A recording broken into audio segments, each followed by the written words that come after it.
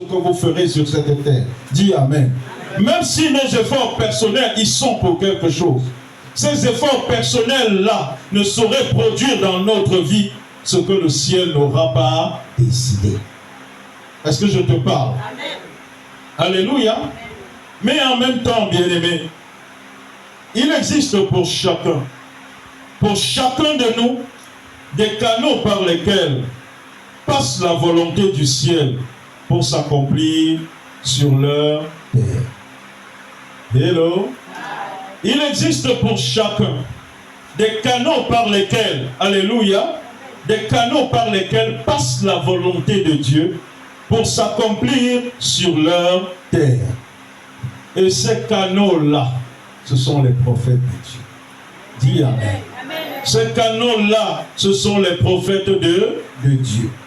C'est-à-dire des personnes engagées au service de Dieu, que Dieu lui-même aura apprêté, alléluia, que Dieu lui-même aura équipé pour libérer dans ta vie ce qui s'est destiné depuis le ciel. Est-ce que je te parle? Amen. Alléluia. Amen. Il existe pour chacun de nous, alléluia, ces canaux-là par qui passe la volonté du ciel pour s'accomplir sur notre terre. Il existe pour chacun de nous ce type de personnes, des personnes qui ont été apprêtées, des personnes qui ont été équipées par Dieu lui-même pour libérer dans ta vie ce qui t'est destiné depuis le ciel. Dis Amen. Tenez par exemple, regardons le cas de notre Seigneur Jésus-Christ. Amen. Le cas de notre Seigneur et de notre Maître Jésus. Vous allez constater que Jésus a vécu sur la terre pendant les 30 premières années de sa vie sans avoir fait aucun grand impact. Hello. 30 ans durant, Jésus a vécu sur la terre sans avoir fait aucun grand impact. Or, il était vivant. Est-ce que je parle à quelqu'un ici? Alors qu'il était conçu par les vertus du Saint-Esprit. Amen. Alors qu'il était conçu par les vertus du Saint-Esprit. Et qu'il était né avec pour mission de sauver l'humanité. Mais pendant 30 ans durant, alléluia, il a vécu une vie sans impact. 30 ans.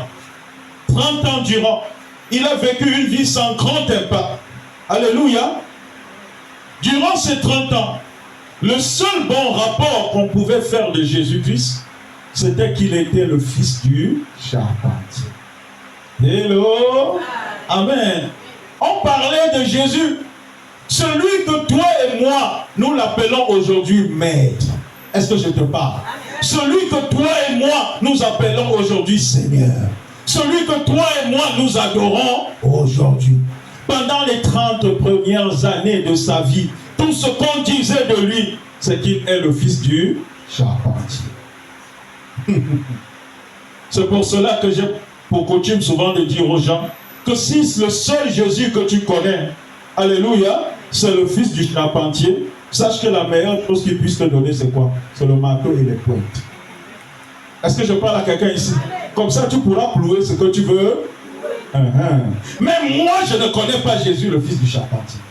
Est-ce que tu me parles? Est-ce que je parle à quelqu'un ici? Moi, je ne connais pas Jésus, le fils du charpentier. Oh, pendant 30 ans de sa vie, on le connaissait uniquement comme fils du charpentier. Est-ce que je parle à quelqu'un ici? On le présentait, bien-aimé, selon ses attributs physiques. On le présentait Jésus pendant les 30 premières années de sa vie uniquement que selon ses attributs physiques, selon ses attributs matériels, parce que son père dans le physique l'était aussi. Et lui, il avait appris son métier. Il avait appris le métier de son père. Dit Amen.